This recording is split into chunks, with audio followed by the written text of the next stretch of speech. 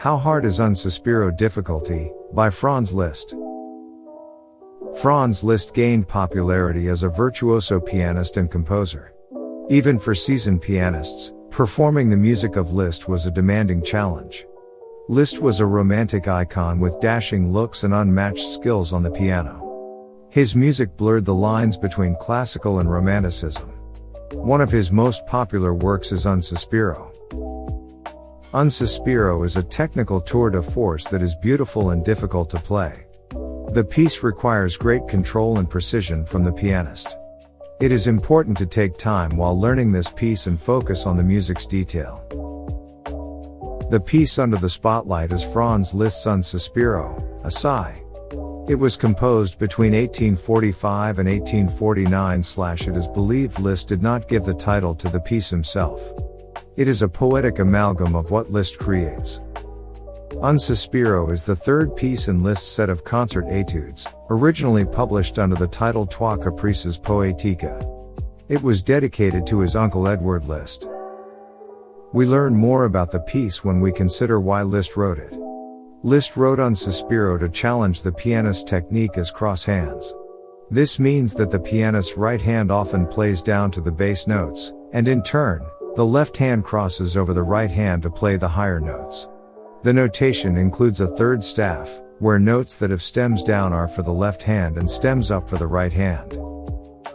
Besides, the melody flows from one hand to another, creating technical challenges and ensuring the melodic line's accents, dynamics, and phrasing as a consistent elementary task.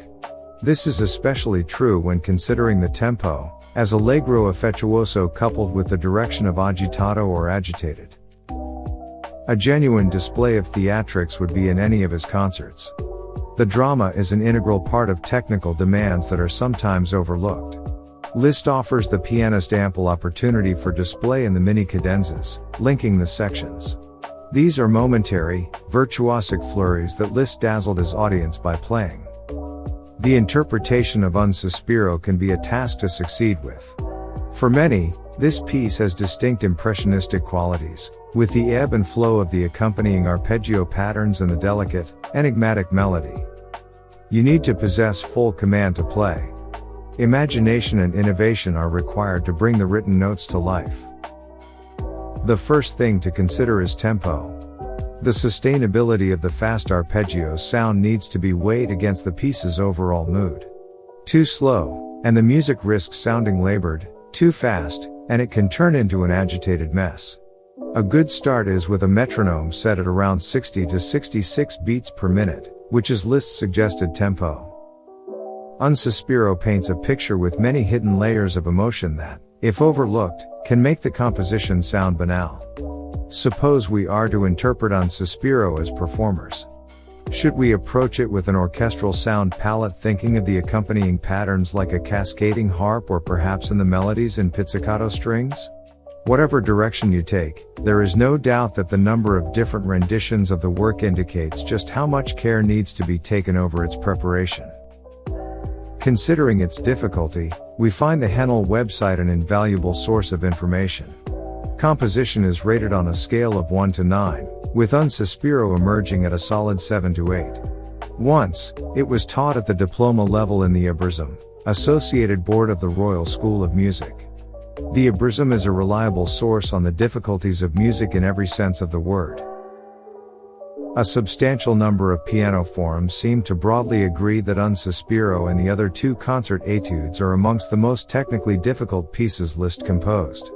Once patience has been devoted to learning and mastering the technicalities, the work falls under the fingers quite nicely. Liszt rarely instructed his students on technique, instead concentrating on interpretation. Liszt would expect any pianist who wanted to play Un Sospiro to study how to play it from a different perspective. Un Sospiro is not for the faint-hearted and certainly not for inexperienced pianists to perform. It was one of Liszt's favorite pieces, and he included it in his recitals.